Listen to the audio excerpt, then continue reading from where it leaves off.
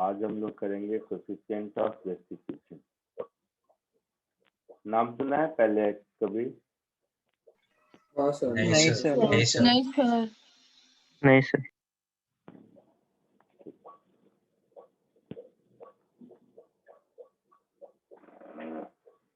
So, whenever two bodies are moving simultaneously and strike with each other, in that case, this coefficient of restitution is velocity of separation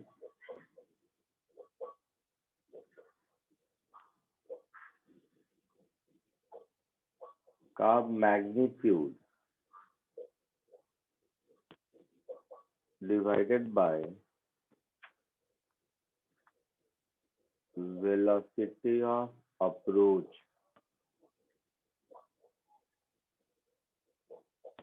का magnitude. But actually इसका definition है कि last class में जो impulse हम लोगों ने पढ़ा था, दो ऑब्जेक्ट अगर एक दूसरे के साथ टकराया, in that case both of them are applying equal and opposite impulse on each other, isn't it? Yes, sir. Yes, sir. Yes sir. Now, if two bodies are colliding and they are in contact for a fraction of second or anything of this sort, in that case, whenever they separate, in that case, both of the objects will try to regain their original shape and size. जैसे ये दोनों हाथ अगर आपस में टकरा रहे हैं तो कॉमन सरफेस पर दोनों में कुछ ना कुछ डिफॉर्मेशन मोमेंटरीली हो रहा है. Yes, sir. Yes sir. And if afterwards they able to restore their original shape, then only they will part away. जैसे बस चल रही है या रुकी हुई है, तुम एक च्युइंगम चबा के फेंक दो तो वो चिपक जाएगा. चिपक जाएगा मीन्स जब वो उससे टकराया और उसके शेप साइज में जो डिफॉर्मेशन हुआ वो वापस रीगेन नहीं कर पाया. Yes, sir. Yes sir. Separate out नहीं हुआ, Yes, sir. है ना. तो वो रीगेन कैसे होता है? तो दोनों ऑब्जेक्ट एक दूसरे पर इम्पल्स एक्सर्ट करता है. तो ये जो इसका डेफिनेशन है ये तो काम वाला डेफिनेशन है, बट एक्चुअल डेफिनेशन ई का होगा impulse of reformation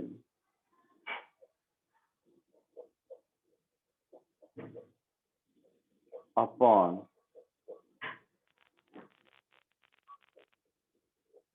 impulse of deformation.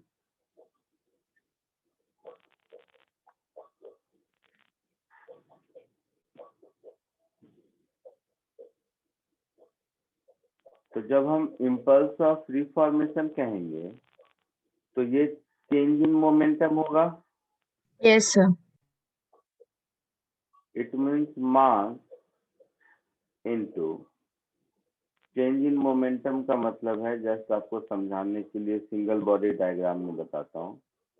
ये एक वॉल है, ऑब्जेक्ट है, ये कोई बॉडी आया यू स्पीड से, इसको टकराया और फिर वापस गया वी स्पीड से, या अदर वे राउंड ऐसा भी कह सकते हैं. ये तो मैंने एक बॉडी का एग्जांपल दे दिया.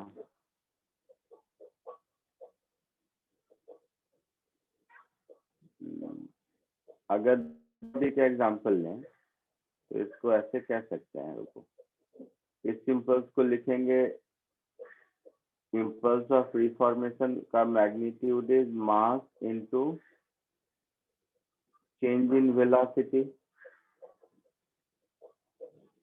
और ये mass into change in velocity. तो रिफॉर्मेशन में क्या होगा कि ये वेलोसिटी ऑफ सेपरेशन होगा और डिफॉर्मेशन में ये वेलोसिटी ऑफ अप्रोच होगा।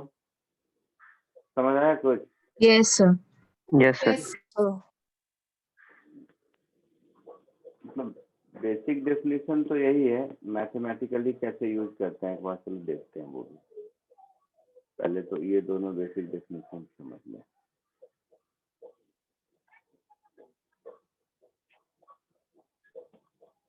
मेरे कहने का मतलब ये था कि मान लो ये एक ऑब्जेक्ट है, ये एक दूसरा ऑब्जेक्ट है, ये इधर जा रहा है u1 स्पीड से, ये इधर जा रहा है u2 स्पीड से। डेफिनेटली अगर u1 u2 से ज्यादा होगा तभी दोनों टकराएंगे। Yes, Yes, sir. sir. तो इस केस में वेलोसिटी ऑफ अप्रोच क्या दिख रहा है? U1. u1 माइनस u2 दिख रहा है। Yes, sir. Sir, yes, sir. हाँ सर। इसके बाद क्या हुआ? दोनों एक दूसरे से टकराए।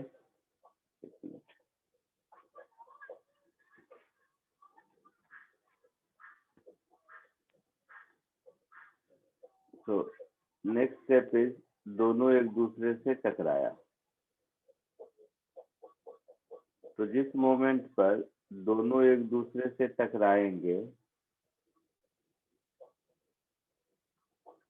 उस मोमेंट पर ये इस पर इम्पल्स इधर लगाएगा अगर, तो ये इस पर उतना ही इम्पल्स इधर लगाएगा। Yes, sir. Yes, sir.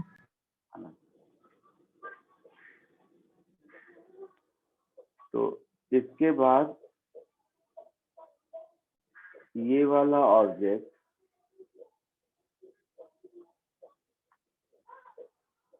v2 velocity से इधर जाने लगा और ये वाला ऑब्जेक्ट टकराने के बाद v1 वेलोसिटी से इधर जाने लगा। तो वेलोसिटी ऑफ सेपरेशन को क्या लिखोगे? यहाँ सेपरेट हो रहे हैं तो ये A और ये B है, ये A और B है।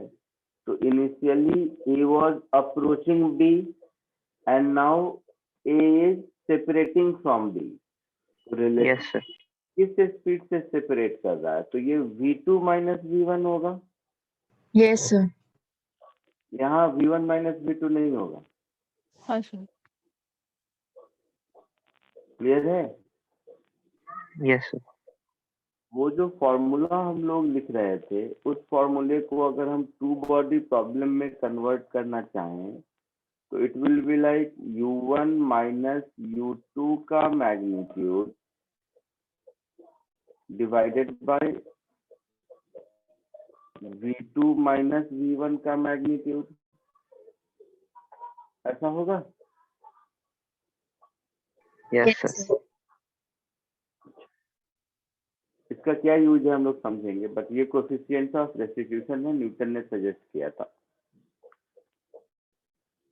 अगर इस E की वैल्यू 0 होती है तो 0 का मतलब क्या है कि velocity of separation 0। Yes, sir. Sir मतलब वो कोलाइड नहीं होंगे। और इम्पल्स ऑफ रीफॉर्मेशन 0। Yes, और sir. Impulse Yes, of sir. रीफॉर्मेशन 0। Yes sir. It means दो ऑब्जेक्ट जो एक दूसरे से टकराया वो कभी सेपरेट होगा ही नहीं। हाँ sir. तो दोनों ऑब्जेक्ट हमेशा both object will stick together.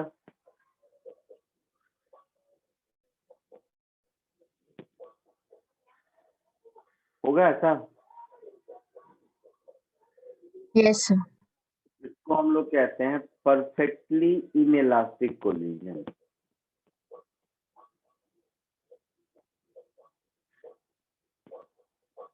Perfectly inelastic collision.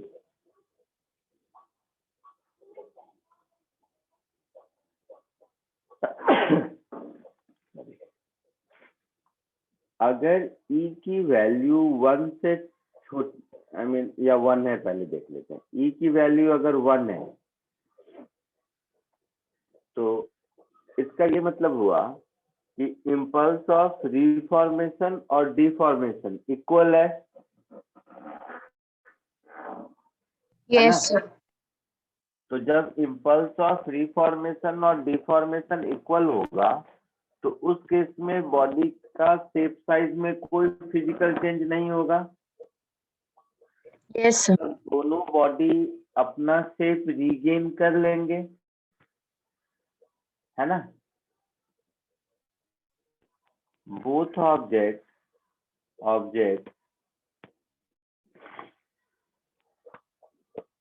will regain their original shape.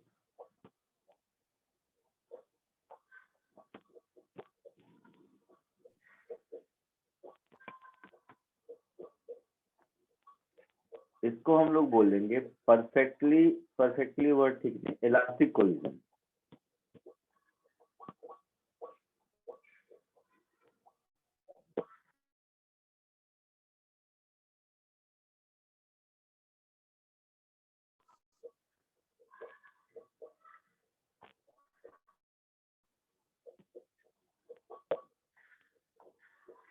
तो इसको हम लोग बोलेंगे इलास्टिक कोलिजन, ठीक है? Yes, sir. Yes, sir. आवाज आ रही है? Yes, sir.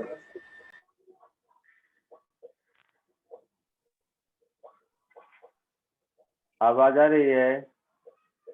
Yes, sir. Yes, sir. Yes, sir. Yes, sir.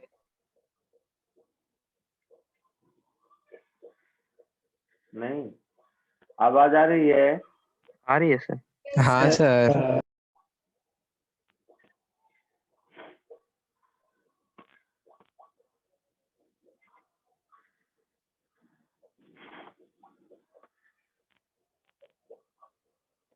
आवाज आ रही है? Yes sir. हाँ सर, आ रही है सर। मुझे कुछ सुनाई नहीं दे रहा है।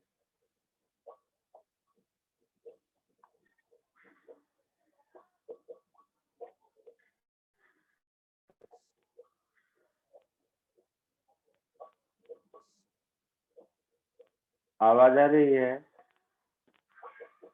Yes, sir. Yes, sir. मुझे सुनाई दिया।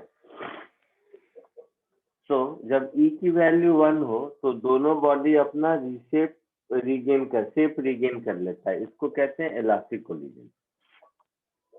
और ई की वैल्यू अगर 0 और 1 के बीच में हो तो उस केस को भी हम लोग इनइलास्टिक कोलिजन कहते हैं। परफेक्टली नहीं होता है बट वो भी इनइलास्टिक कोलिजन है। तो कोलिजन को तो हम लोग फिर से दोबारा पढ़ेंगे, कोलिजन अभी सिखाना पर्पस नहीं है। मेरा पर्पस है सिर्फ आपको कोएफिशिएंट ऑफ रेस्टिट्यूशन कैसे यूज करते हैं वो है। बट थोड़ा बहुत कोलिजन यहाँ पे भी आप देख लो, बाकी तो नेक्स्ट लेक्चर में कोलिजन देखेंगे। इस बात का प्रैक्टिकल मीनिंग क्या है? जैसे एक प्लास्टिक के बॉल को ऊपर से नीचे गिराओ, नीचे गिरने के बाद अगर वो फूट जाता है तो देखोगे वापस रिबाउंड होके उसी हाइट तक नहीं आ पाता है, ऐसा? Yes, sir. Yes, sir. लेकिन अगर नहीं फूटा तो वापस उस हाइट तक आ जाएगा। तो या प्लास्टिक का या टेनिस वाला बॉल है, तो होता क्या है, जब जमीन से टकराता है तो उसका शेप चेंज होता है, पिचकता है, फिर वापस में अपना शेप रीगेन कर लेता है। और रीगेन कर लिया तो जो एनर्जी उसको पोटेंशियल एनर्जी डबल कैसा समझ लो, इलास्टिक पोटेंशियल एनर्जी में कन्वर्ट हुई, उतनी ही सेम काइनेटिक में मिल गई तो वापस वहीं तक पहुंच गया। और अगर टूट गया तो उस इलास्टिक डिफॉर्मेशन में बॉडी को तोड़ने के लिए जो वर्क डन हुआ उसमें कुछ एनर्जी खर्च हो गई तो वापस उतने हाइट तक नहीं आया। और अगर सब मैक्सिमम एनर्जी लॉस हो गई तो फिर थोड़ा भी वापस नहीं आएगा, दोनों वो चिपक जाएंगे उसमें। Yes, sir. Yes, sir. समझे मेरी बात? हाँ तो ये sir. जो 3 डिफरेंट स्टेज है, एक स्टेज को कहते हैं इलास्टिक कोलिजन, दूसरे एक्सट्रीम को कहते हैं inelastic collision and perfectly inelastic collision, and in between उसको इनइलास्टिक कोलिजन कहते हैं। ठीक है? Yes, sir. Yes, sir. Yes, sir. यहाँ तक पहले कॉपी कर लो फिर आगे बढ़ते हैं। कोई कुछ बोल रहा था? कोई कुछ पूछ रहा था क्या? नहीं। इतना पहले कॉपी कर लीजिए फिर आगे बढ़ते हैं।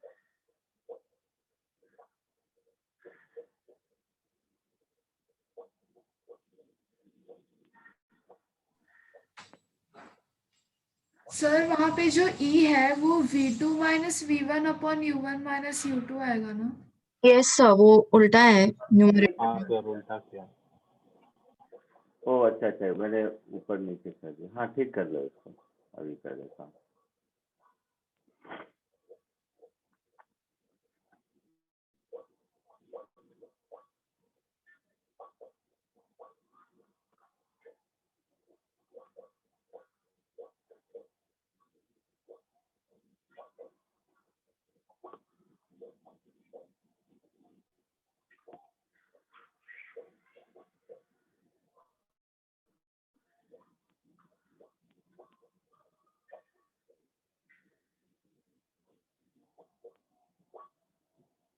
ये फिर फॉर्मूला नहीं है वैसे, वो तो velocity of separation of fluid, formula यही है, जो थ्योरेटिकली फॉर्मूला दिख रहा है यही है।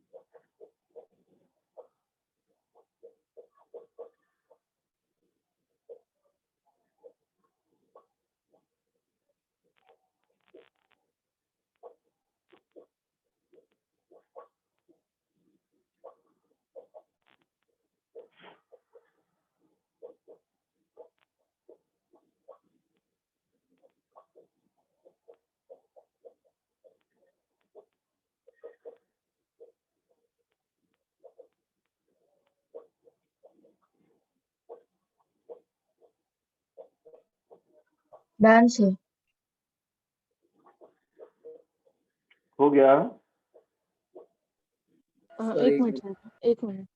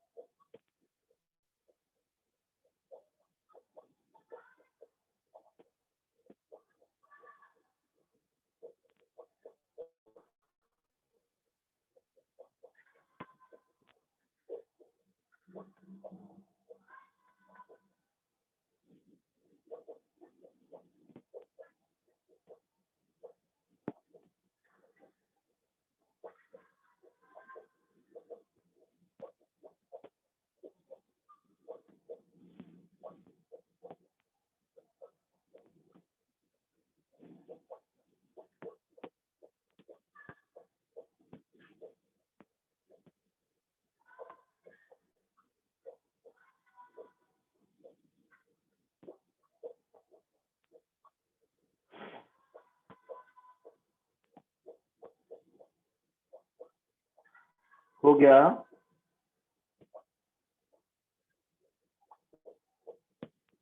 Yes, sir. आगे बढ़ो।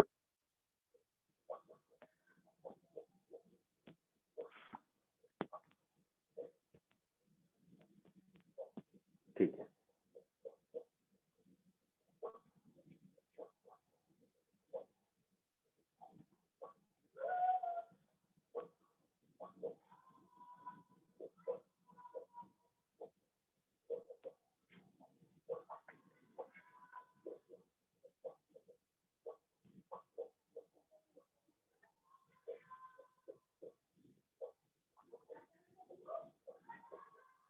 एक बार ये क्वेश्चन कोशिश कीजिए।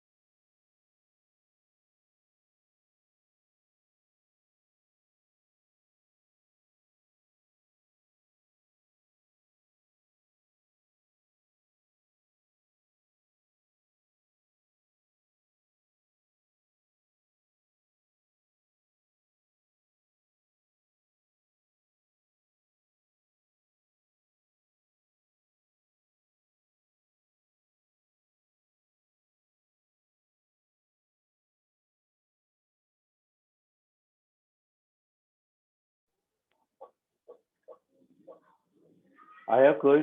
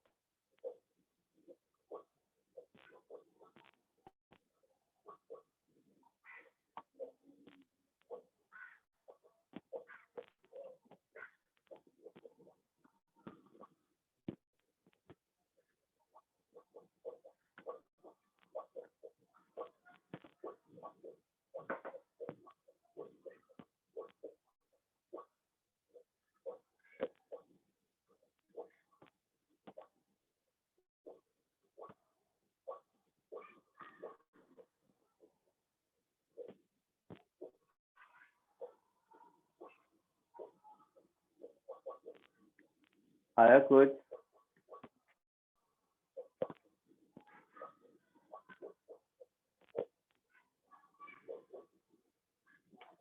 बोलो।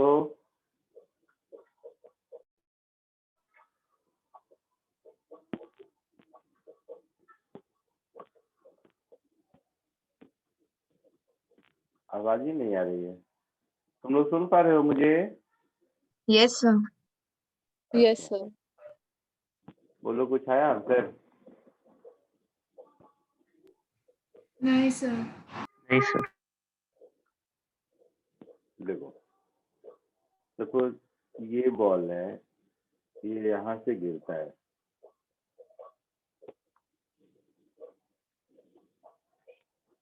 तो यहाँ पर स्ट्राइक करेगा कुछ वेलोसिटी से, लेट इट बी v, तो इसको वापस कितना मिलेगा? ev, ऐसा बोला है क्वेश्चन में। Yes, sir. Yes sir. फिर ये ऊपर जाएगा, ऊपर जाकर नीचे आएगा, फिर स्ट्राइक करेगा इधर, और अब जब ऊपर जाएगा तो इसको वेलोसिटी मिलेगी e square v। Yes, sir. Yes sir.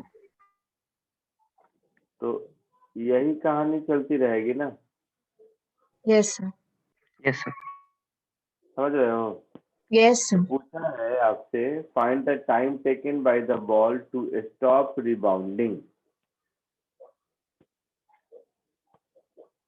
यहाँ तक कोई दिक्कत किसी को? नहीं sir. No, sir. Oh sir. और ये हाइट h दे रखा है,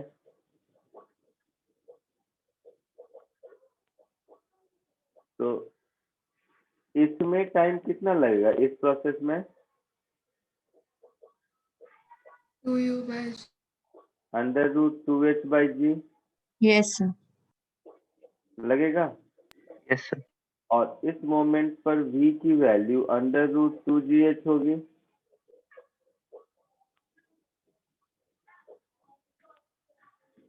बोलो। Yes yes sir. Sir. Sir. इस प्रोसेस में टाइम कितना लगेगा? 2u/g, that is 2ev/g।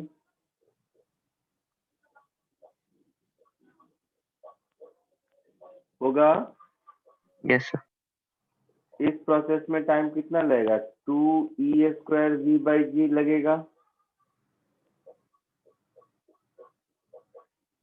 इस प्रोसेस में टाइम कितना लगेगा? 2e³ v/g। समझ आ रहा है सबको? Yes Yes. Sir. And so on so fourth. तो ए पार्ट में जो टोटल टाइम पूछा है, सब ध्यान से देखो। ए पार्ट में जो टोटल टाइम पूछा है वो यही t plus t1 plus t2 plus t3 so on so fourth, यही इनफाइनाइट टर्म का समेशन होगा। Yes, sir. Yes sir. अच्छा, तो t को हम लोग लिख सकते हैं √2h/g।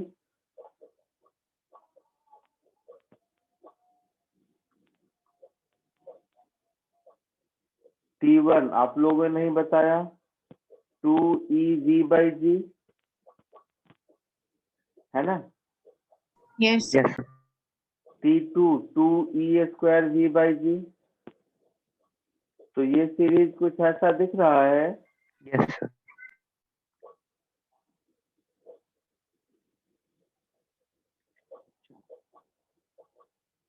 v को h के टर्म में लिख दोगे तो ये हो गया under root 2h by g plus 2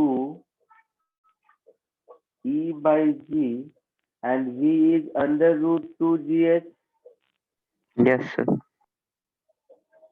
और ये तो जीपी है, जीपी का सम क्या होगा? 1 minus 7 upon 1 minus e. ऐसा होगा। Yes, sir. Yes, sir. तो इसमें भी देखोगे तो under root 2h by g common दिख रहा है। Yes, sir. Yes, sir.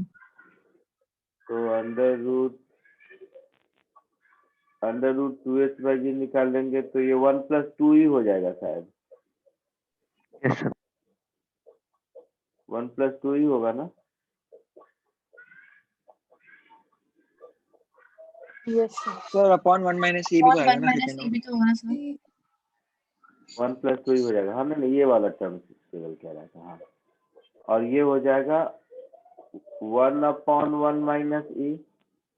Sir वो तो सिर्फ 2 सर ही वो के तो साथ सिर्फ रहेगा ना 2 ही सर, के वो साथ होगा ना। ओपन ब्रैकेट रहेगा ना सर, हाँ सर। वो 2 ही अपॉन 1 माइनस ई होगा क्योंकि क्लोज ब्रैकेट थोड़ी है सर, वो सिर्फ सेकंड टर्म में मल्टीप्लाई करना है उसको। अच्छा हाँ हाँ सेकेंड टर्म में सही बोल रहे हो। अच्छा तो ऐसे समझते हैं। ये ऐसा होगा 1 प्लस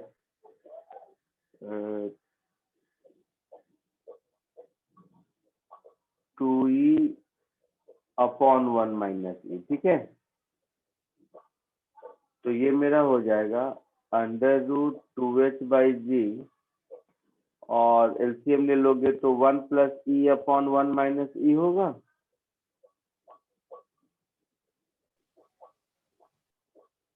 आया समझ में ए पार्ट? Yes sir.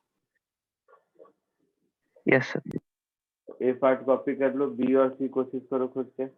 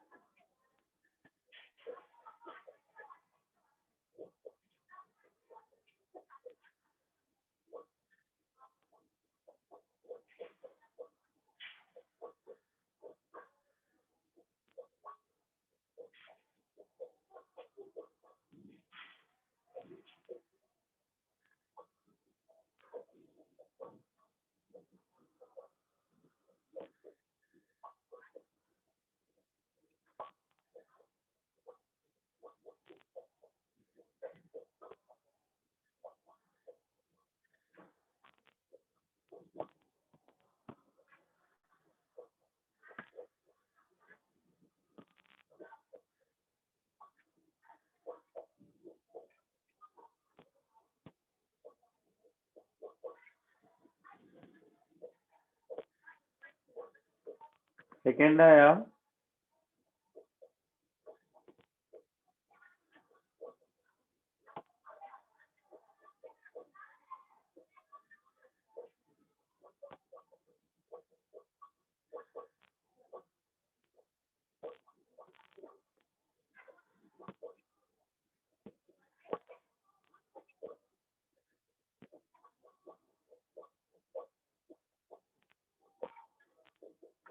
चलो इधर देखो, सुनो सब लोग ध्यान से सुनो, सुन रहे हो सब लोग? Yes, sir. Yes, sir. हाँ सर। तो पूछा है find total change in momentum in this time. तो दो तरीका है, या तो हम properly her bar change in momentum को ऐड करके करें, और नहीं तो ओरली भी बता सकते हैं। तो दोनों मेथड से देख लो।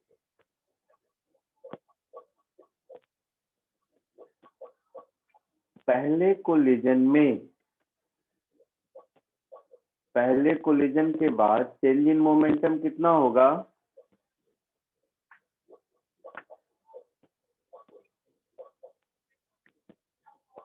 टू वी जे कैप होगा ऐसा? Yes, sir.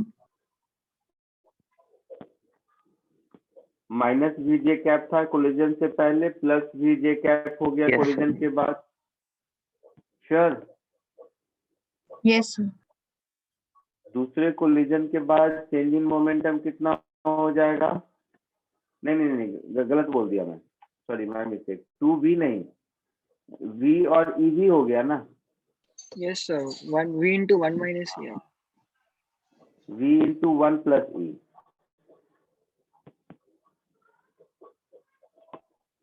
v into one plus E ऐसा होगा। माइनस भी पहले था और प्लस ई भी बाद में हो गया, तो change final minus initial. Yes, sir. Sure? Yes.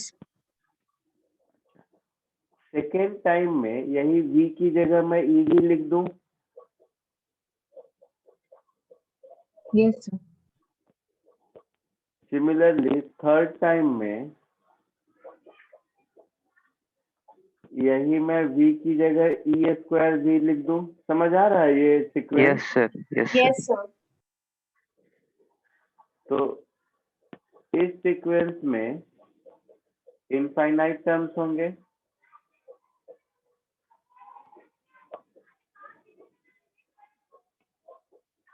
तो मुझे इसी का सम चाहिए ना। तो टोटल चेंज इन मोमेंटम इसका सम होगा। तो v into one plus E common,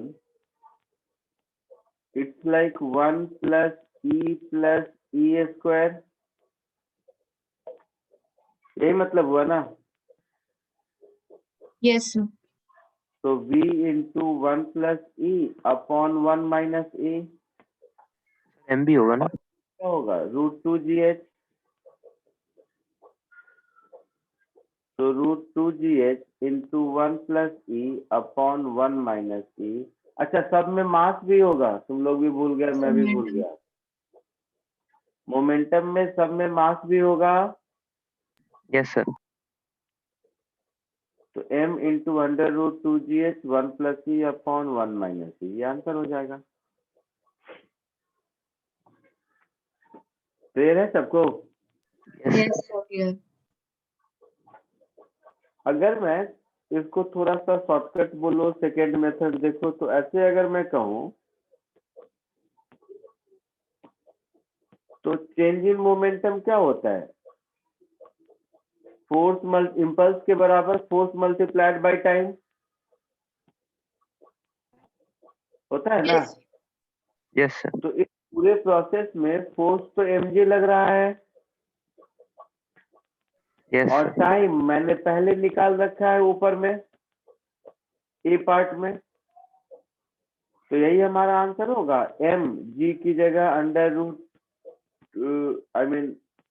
M G, time की जगह ये वाला expression, that is under root two H by G, और ऊपर आ गया था one plus E upon one minus E. इस जी को अंदर ले आओ, तो m अंडर root 2gh 1 plus e upon 1 minus e, same answer आएगा। Yes, sir. ये नहीं समझा मुझे सेकंड मेथड। सॉरी, सर मुझे सेकंड मेथड नहीं समझा। Change in momentum is impulse, है ना। Yes sir. Impulse is force into time, yes sir. और इस पूरे प्रोसेस में फोर्स तो एक ही है, ग्रेविटी का mg। Yes sir. तो mg इंटू टाइम इम्पल्स के बराबर होगा, और वही चेंज इन मोमेंटम के बराबर भी होगा। Okay sir. और सी पार्ट में बोला है फाइंड द एवरेज फोर्स, तो change in momentum upon time करेंगे तो mg आंसर हो जाएगा सी का। Yes, sir. Yes, sir. तो ए और बी को डिवाइड करके भी वो आंसर बता सकते हैं, अदरवाइज कॉमन सेंस से भी बता सकते हैं, वो mg के बराबर ही होगा।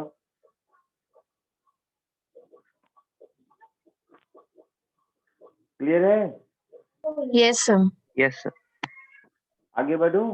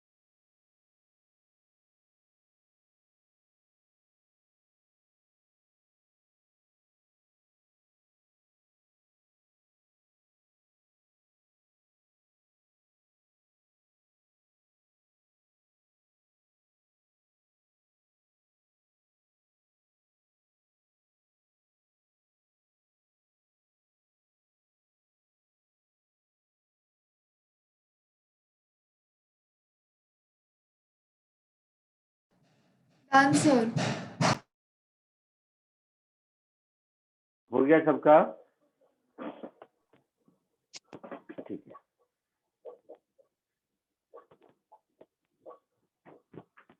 अब देखो, एक टर्म होता है लाइन ऑफ मोशन और एक टर्म होता है लाइन ऑफ इम्पैक्ट। तो जरा इन दोनों को समझते हैं।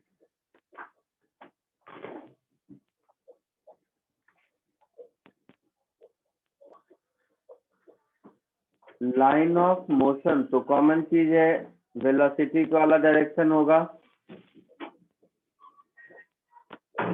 लाइन ऑफ मोशन का मतलब क्या हुआ?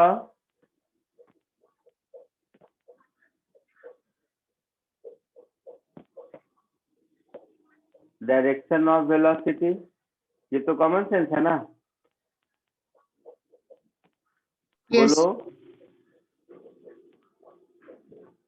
तो centre of mass of object से वेलोसिटी वेक्टर ड्रॉ कर दो तो वो लाइन ऑफ मोशन हुआ, इसमें कोई कॉमन सेंस है ये।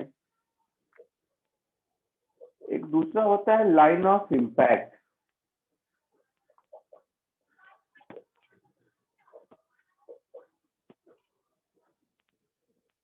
लाइन ऑफ इम्पैक्ट का मतलब वो होता है जिस डायरेक्शन में ऑब्जेक्ट एक दूसरे पर इम्पल्स लगाता है।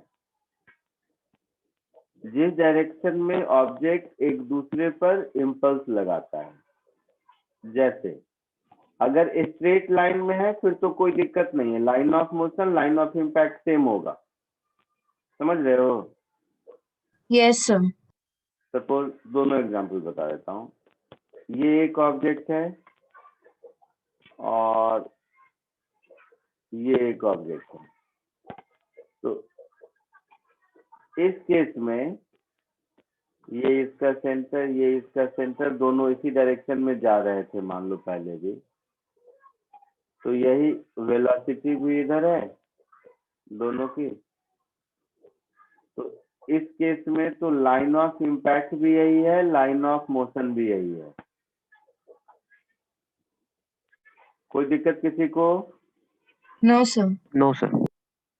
लाइन ऑफ इम्पैक्ट और लाइन ऑफ मोशन सेम है। तो ये तो सिंपलेस्ट ऑफ इट्स काइंड।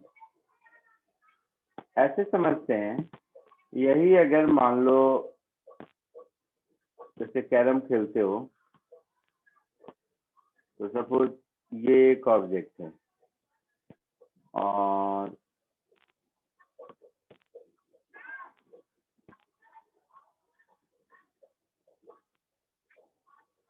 ये एक ऑब्जेक्ट है,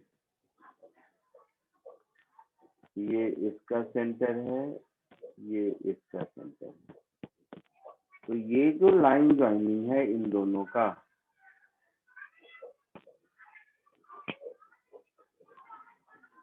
ये वो लाइन है जिसके अलोंग दोनों एक दूसरे पर इम्पल्स लगाएंगे।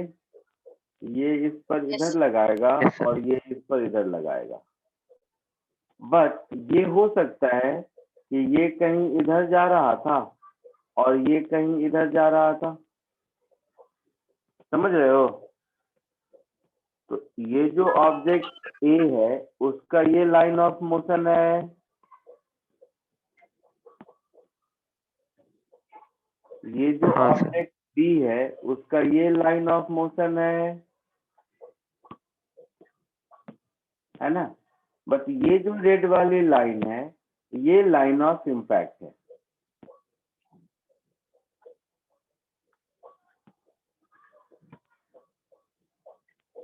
समझ आया आप लोगों को? Yes, sir. Yes, sir. एक और एग्जांपल देखो, जैसे मान लो कि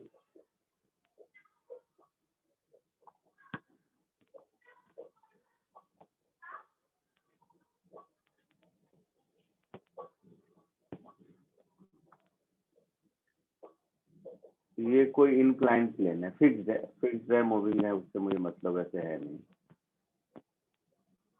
तो कोई एक बॉल अगर ऊपर से आकर ऐसे गिरेगा, तो जो ये वाली लाइन है ये लाइन ऑफ मोशन होगी। Yes. होगी ना? बट ये वाला जो कॉमन नॉर्मल होगा ये लाइन ऑफ इम्पैक्ट होगा, क्योंकि दोनों एक दूसरे पर इम्पल्स इसी डायरेक्शन में लगाएगा। इस पर ये इधर लगाएगा, इस पर ये इधर लगाएगा। तो ये जो कॉमन नॉर्मल वाला Yes. लाइन है ये लाइन ऑफ इम्पैक्ट होगा।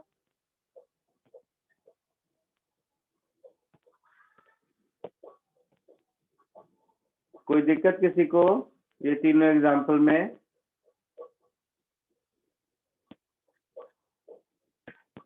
इस तीनों एग्जांपल में नहीं, कोई sir. दिक्कत किसी को? No, sir. नहीं।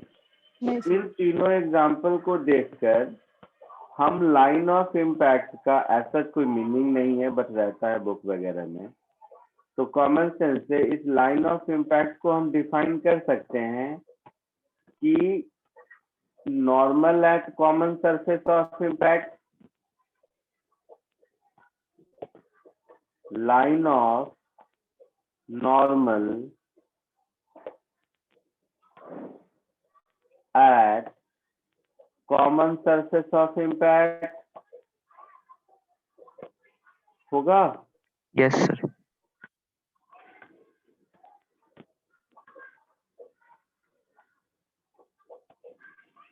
तो इसको हम लोग लाइन ऑफ इम्पैक्ट कहते हैं। जरा जल्दी से कॉपी कर लो, फिर समझ आएगा कि ये अभी मैं क्यों बता रहा हूँ। थोड़ा सा भी सीखेंगे, बस इसको कॉपी कर लो पहले।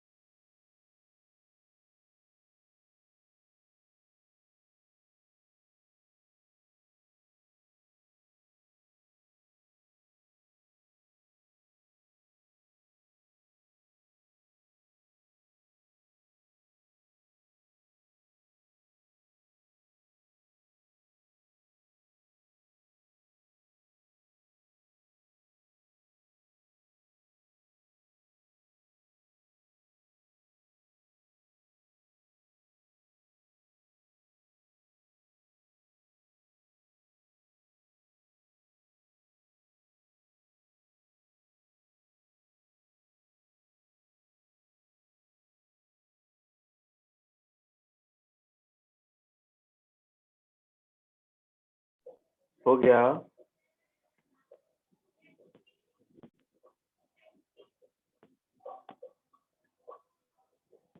Yes, sir. Done.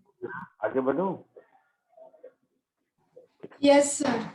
अब देखो, इम्पल्स जिस डायरेक्शन में लगेगा, इम्पल्स जिस डायरेक्शन में लगेगा वही डायरेक्शन हमारा इम्पल्स ऑफ डिफॉर्मेशन का होगा। इसका मतलब है कि जब भी दो ऑब्जेक्ट ऑब्लिकली कोलाइड कर रहा है, उस केस में जो हमारा कोफिशिएंट ऑफ रेस्टिट्यूशन के लिए वेलोसिटी ऑफ सेपरेशन या वेलोसिटी ऑफ अप्रोच होगा, वो लाइन ऑफ इम्पैक्ट के अलोंग ही होना चाहिए।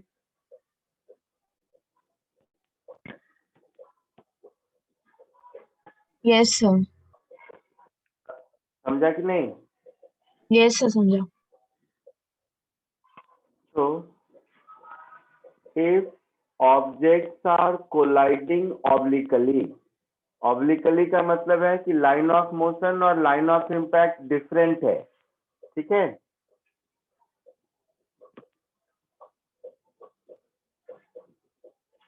So, if objects are colliding obliquely,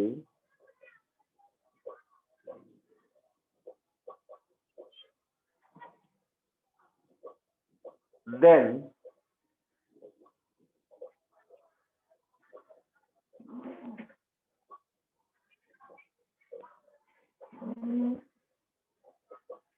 velocity of separation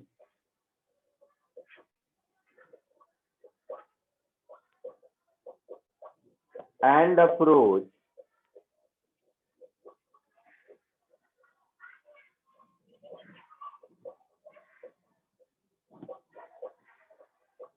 should be taken along line of impact.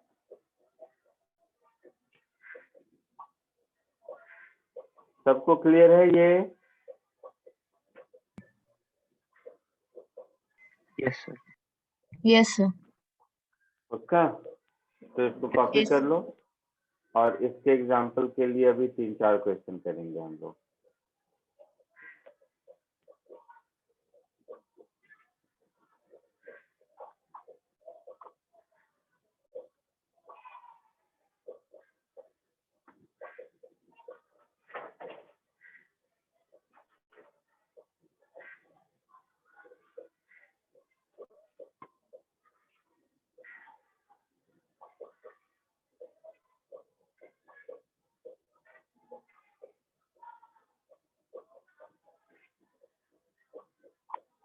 ये कॉपी करने के बाद इसको ट्राई कीजिए, इस क्वेश्चन को।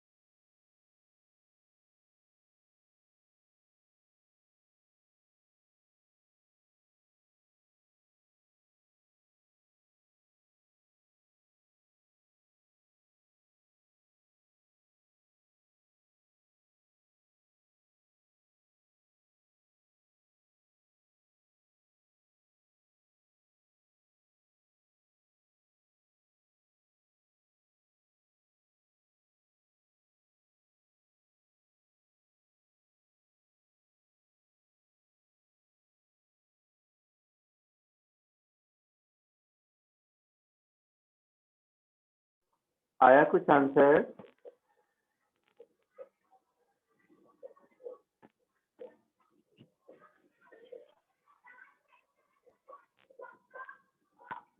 बोलो।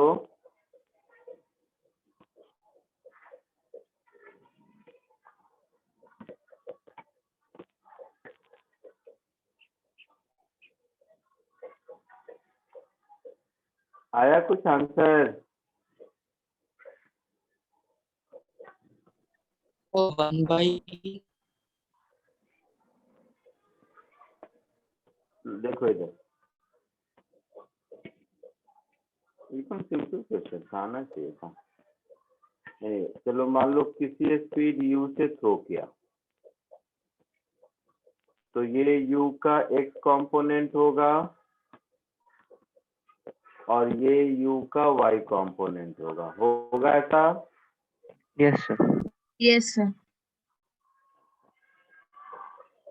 तो इसमें टाइम ऑफ फ्लाइट कितना होगा? 2uy/g Yes, sir. होगा। रेंज क्या होगा? 2 into ux into uy/g। Yes, sir. और मैक्सिमम हाइट क्या होगा?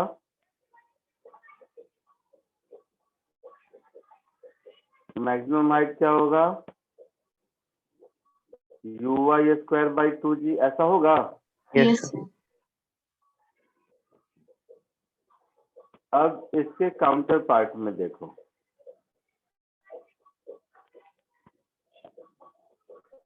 यहाँ पर कोलिजन के बाद x कंपोनेंट ऑफ वेलोसिटी में कोई चेंज नहीं होगा, वही होगा। Yes, sir. Yes, Yes, sir. sir. But यहाँ पर जब हिट करेगा तो uy कंपोनेंट इधर होगा और जो इसको वापस मिलेगा वो e into uy होगा।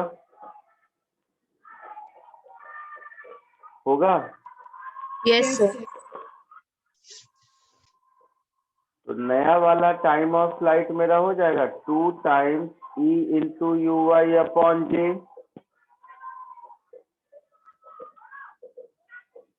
नया वाला रेंज हो जाएगा 2 times ux into euy/g।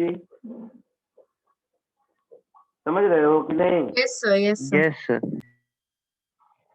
और नई वाली हाइट क्या हो जाएगी? e times uy का होल स्क्वायर अपॉन 2g, है ना? Yes, time sir. Of flight, range और हाइट, इसी का रेशियो पूछा है ना। तो टाइम ऑफ फ्लाइट, इसका रेशियो दिख रहा है 1/e होगा, यस सर है ना? Yes, sir. रेंज का रेशियो भी 1/e होगा और हाइट का रेशियो 1/e² होगा। कॉमन सेंस है। Yes, sir. है समझ में? Yes, sir. समझा। तो ये जो सिखाया था अभी मैंने कि coefficient of restitution line of impact के लॉन्ग लेते हैं, मतलब लाइन ऑफ इम्पैक्ट ये वाला लाइन है, तो इस डायरेक्शन में u हो गया वेलोसिटी ऑफ अप्रोच और ये वाला हो गया वेलोसिटी ऑफ सेपरेशन, है ना? Yes, sir. Yes, sir. समझ आया सबको? हाँ सर समझा। पक्का? Yes, sir. आगे बढ़ूं? Yes, sir. Yes, sir.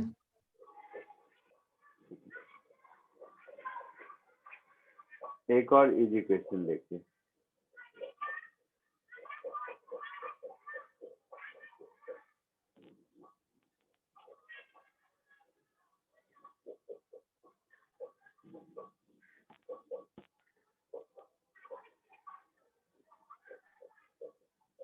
एक ये क्वेश्चन कोशिश करो।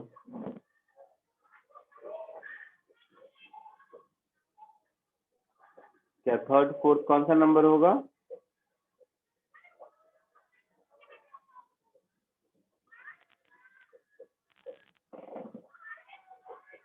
कोशिश करो।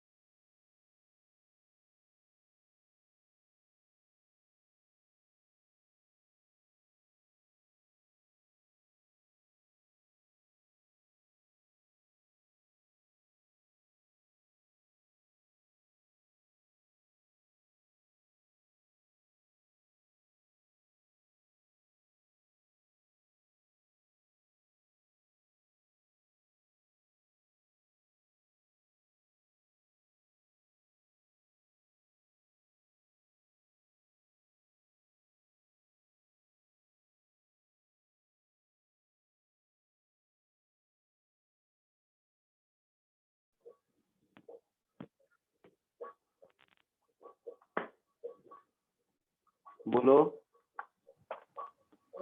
U into root of sin square theta plus e square cos square theta. Yes sir वही आया। तो सेम आ रहा है। गलत आ रहा है। एनीवे देखते हैं। Sir, EV sin theta into root of 1 minus e square.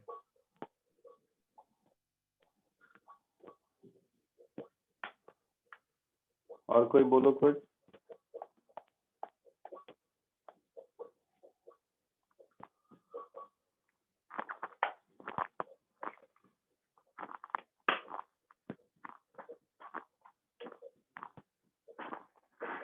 और कोई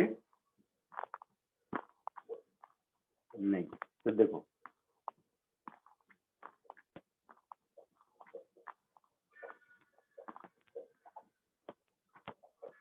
ये फ्लोर है। इस फ्लोर पर एक ऑब्जेक्ट यहाँ आया और हिट किया, तो ये इनिशियल वेलोसिटी है, speed v at an angle theta with normal, मतलब ये एंगल थीटा है। तो यहाँ से रिफ्लेक्ट होकर रिबाउंड होकर जब जाएगा तो कहीं इधर जाएगा। यस तो let it be v dash. ये एंगल कितना है, अच्छा यही ढूंढना है मुझे, तो लेट इट बी अल्फा। और कोफिशिएंट ऑफ रेस्टिट्यूशन ई है ऐसा बोला हुआ है। तो देखो इसकी वेलोसिटी का ये वाला कंपोनेंट और ये वाला कंपोनेंट, ये एंगल थीटा है तो ये भी थीटा होगा, तो ये v cos थीटा होगा और ये v sin थीटा होगा, हाँ या ना। Yes, sir.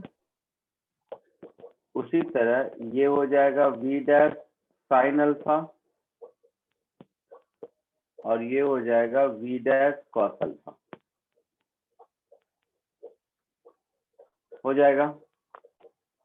Coefficient of restitution अगर e है तो velocity of separation upon velocity of approach e होगा।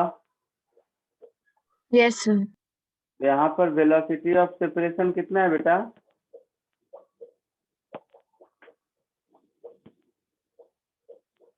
बोलो।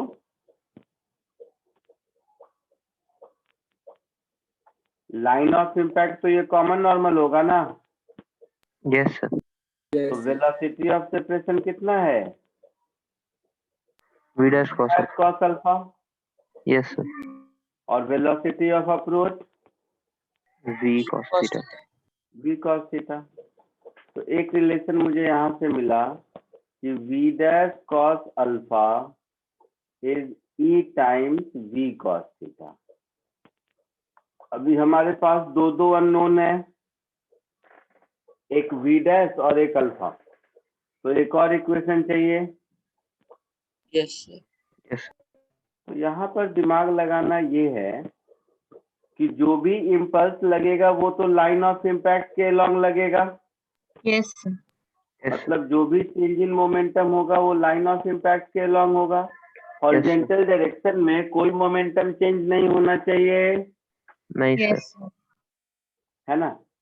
हाँ तो सर एज अ थ्योरी ये याद रख लो कि there should not be any change in momentum,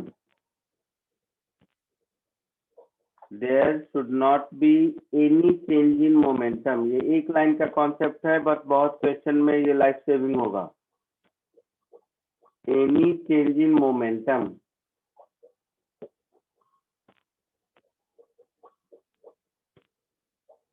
along the direction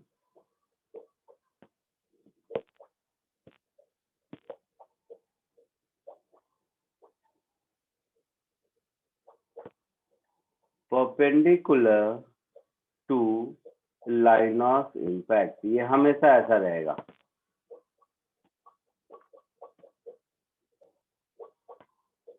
clear है। Yes, sir. उसके हिसाब से फिर तो मेरा v साइन थीटा और v dash sine alpha equal होना चाहिए।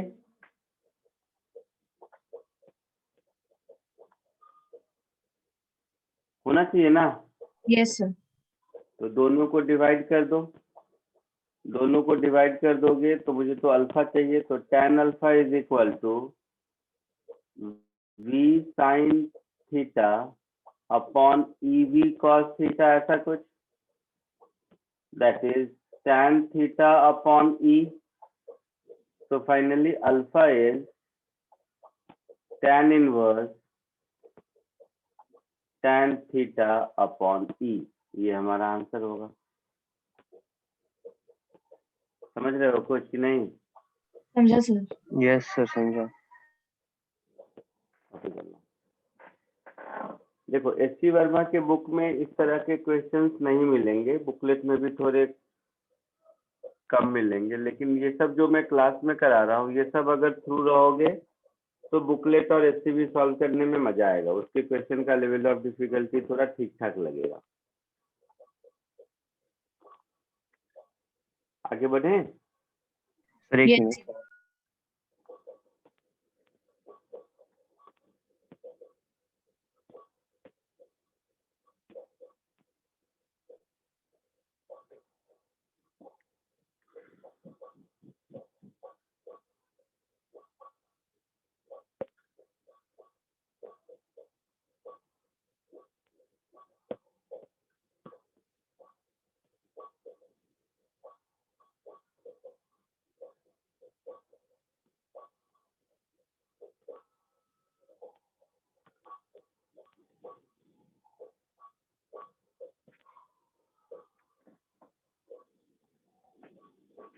कितने असाइनमेंट्स दिए हैं मैंने अभी तक? सब तीसरा देना भूल गए, तो 2 ही दिया आपने। अच्छा 2 दिया है ना। तो momentum conservation, impulse, coefficient of substitution, ठीक है। 2 असाइनमेंट और दे देता हूँ आज, अभी फॉरवर्ड कर देता हूँ लोगों को, नहीं तो भूल जाऊंगा मैं। Done, sir. Done sir. हो गया?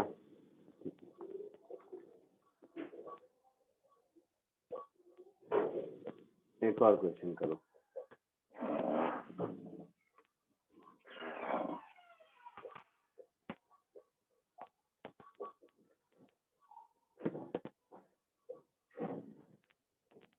ये कोशिश कीजिए, दिख रहा है सबको? Yes sir. कोशिश करो।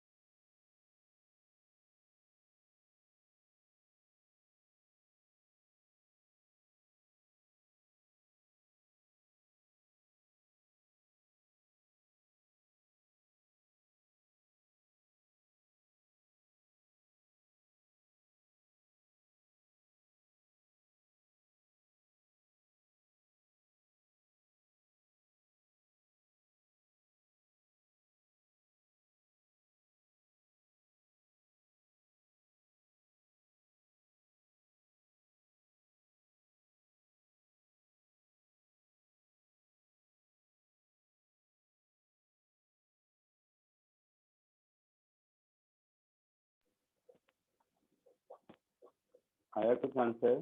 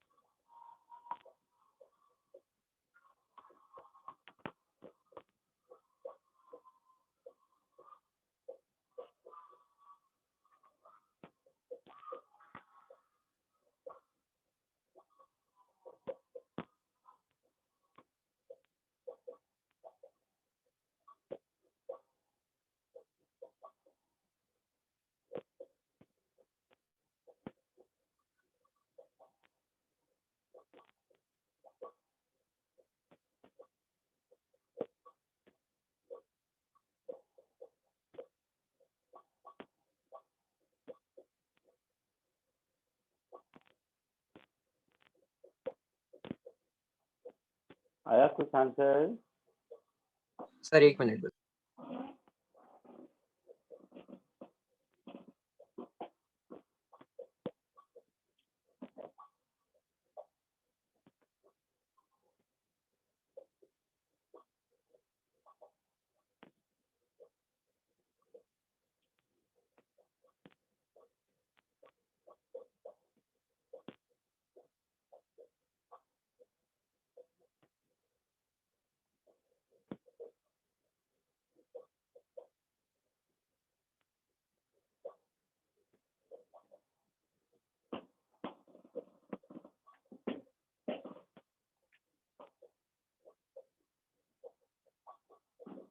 Sir, UAG upon U sin 2 alpha minus AG. एक बार फिर से बोलो, सही बोला शायद। UAG upon U sin 2 alpha minus AG.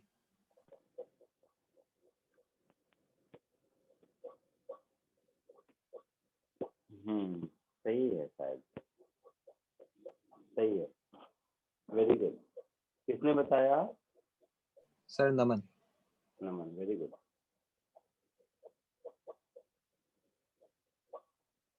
चलो देखो इधर बाकी लोग।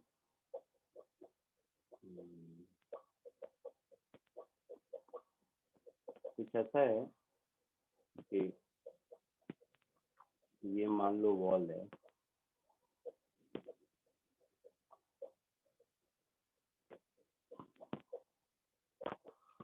यहाँ से एक बॉल को थ्रो किया, ये यहाँ स्ट्राइक किया और फिर वापस यहीं पे आके मिला, यही कहानी है।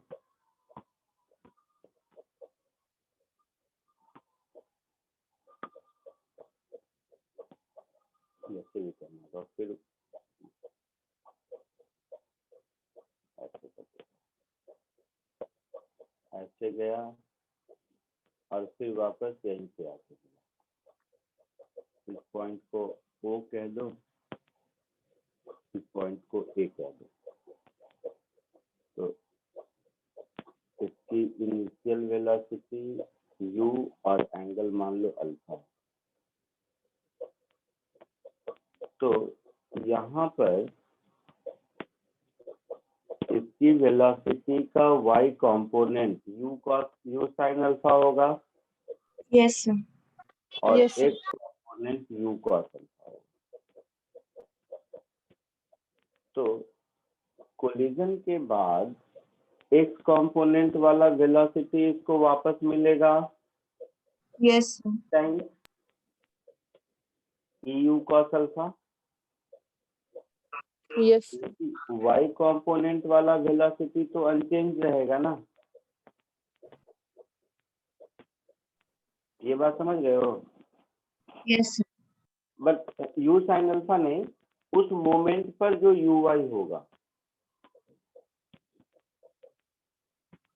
उस मोमेंट पर जो uy होगा वो चेंज नहीं होगा। Yes, sir. और ये डिस्टेंस यहाँ से यहाँ का a है।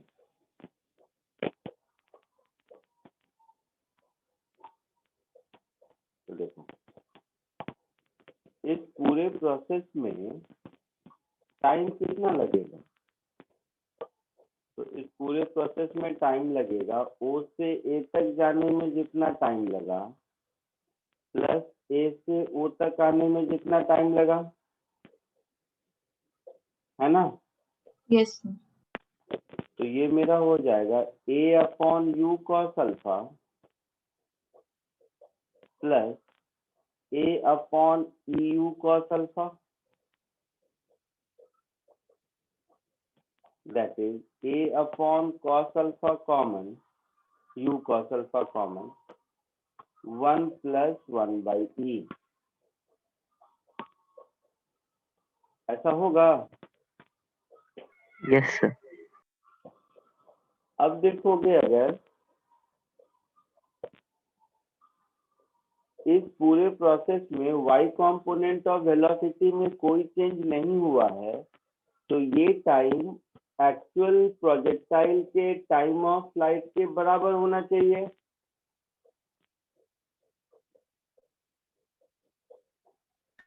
कोलिजन की वजह से y कंपोनेंट ऑफ वेलोसिटी में कोई इफेक्ट नहीं पड़ा है, जो ग्रेविटी में Yes, sir. पड़ना था वही पड़ा है। तो ये वाला टाइम जो निकाला है हमने और इस प्रोजेक्टाइल का जो टोटल टाइम ऑफ फ्लाइट होता है, इसमें कोई चेंज नहीं होना चाहिए। Yes, sir. Yes, sir. समझा। ये बात समझ आ रही है सबको? Yes, sir. Because there is no change in velocity along y direction due to collision. Yes, sir. और टाइम ऑफ फ्लाइट होता था कि डेरिवेशन में वेलोसिटी अलोंग एक्स का कोई रोल नहीं होता था, अगर याद हो तो। हाँ सर। तो यहाँ पे हम ये लिख सकते हैं कि a upon U cos alpha into 1 plus 1 by E is equal to 2u sine alpha upon G, है ना? Yes sir. क्या ढूंढना था मुझे, मैं भूल गया। क्वेश्चन में क्या निकालना है? सर ये ढूंढना है। सर ई ढूंढ यू ढूंढना है, तो हो जाएगा। नहीं, यू नहीं ढूंढना है, ई ढूंढना है sir.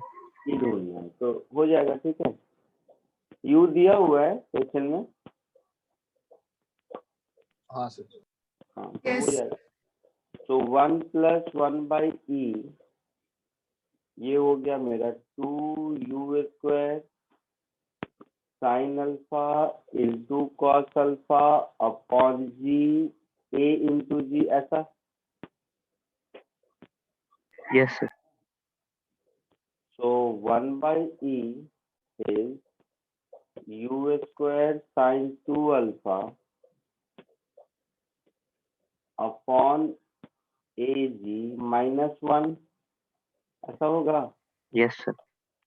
So e is finally ag upon u square sin 2 alpha minus ag, ऐसा कुछ आंसर होगा शायद। Yes sir.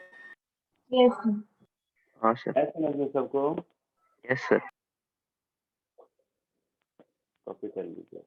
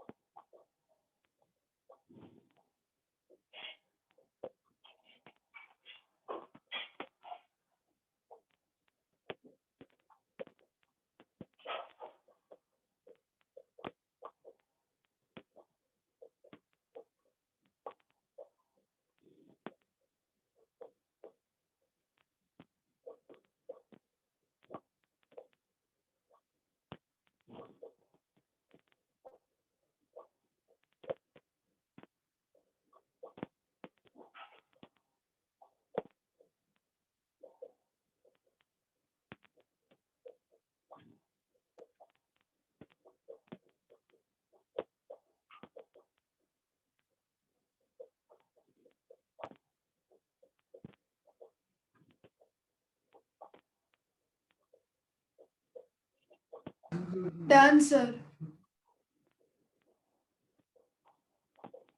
हो गया, सबका Yes, हो sir. गया। Yes sir.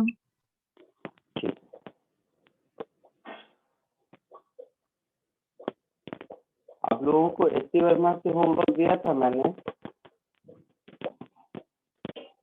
पहले कभी? सर एक दो बार दिया था, वो 5-6 क्वेश्चंस दिए थे आपने उस स्प्रिंग मार्क सिस्टम के। हाँ सर। सर फर्स्ट 30 हो रखा है और फिर बाकी के हो गए। हाँ सर। क्या हुआ, क्या हुआ? फर्स्ट 30 हुए हैं और फिर आगे के 3-4 हुए हैं बस। हाँ, तो एसटीवी में मैंने शायद 1 to 30 पहले दे रखा था। Yes sir. Yes sir. This is done, ये ओल्ड होमवर्क है। फिर मैंने एसटी वर्मा से वो स्प्रिंग वाले 4-5 क्वेश्चन दिए होंगे। सर हाँ, 49 to Yes, sir. 52। Model example भी दिए थे और 49 to 52। क्या नंबर था इसका? 49, 50, 51, 52। 49 to 52। अब आप लोग, ये ओल्ड होमवर्क है जो हो चुका है हम लोगों का। अब न्यू होमवर्क में आप क्या कीजिए, 31, इसमें कुछ पूछोगे नहीं मुझसे मालूम है, 31 to 48 और फिर 53 to 64, बीच में एक शायद 57 आएगा, उसको छोड़ सकते हैं। एससी और के हिसाब से चैप्टर खत्म नहीं हुआ, अभी मैं कराऊंगा आप लोगों को कुछ। ये आपका है न्यू होमवर्क, ठीक है। तो सर ये इजी लेवल का है, इसमें कुछ नहीं है, शायद आप एक भी नहीं पूछोगे तो मैं हैप्पी रहूंगा। असाइनमेंट में से 2 असाइनमेंट डिस्कस कर चुके हैं, यस सर। Yes sir. तो असाइनमेंट में से आज मैं 3 और 4 दे देता हूँ, ये भी आपका न्यू होमवर्क है, चलेगा सर।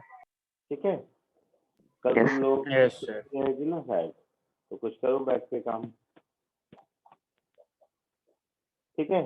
चलिए आज के लिए इतना ही, नेक्स्ट लेक्चर में मिलते हैं। Thank you sir. Bye. Thank you sir, bye sir. Bye, Thank you, sir. sir. Bye, sir. Thank you, sir. Bye, sir.